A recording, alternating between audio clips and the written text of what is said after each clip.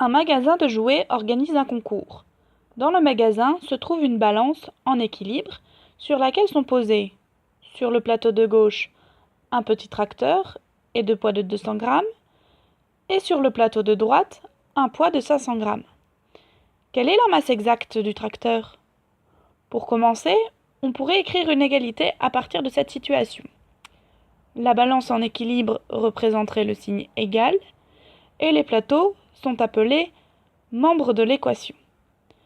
On obtiendrait donc T pour tracteur, plus 200 pour les deux poids de 200 grammes, égale à 500 pour le poids de 500 grammes. Si l'on veut connaître la masse du tracteur, il faut enlever les deux poids du plateau de gauche. On a donc T plus 200, moins 200, moins 200. Mais la balance n'est plus en équilibre.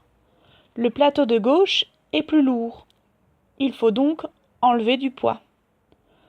Pour retrouver l'équilibre, on se rend compte qu'il faut retirer 400 grammes.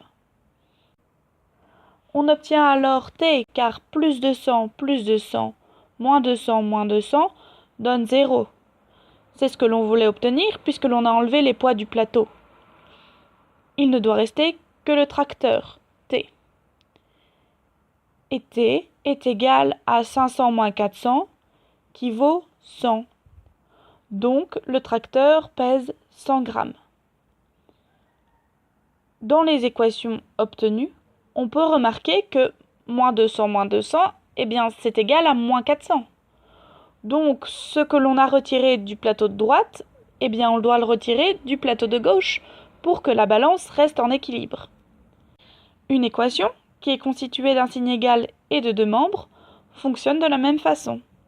Toute opération que l'on effectue dans un membre, on doit l'effectuer dans l'autre membre pour conserver l'égalité.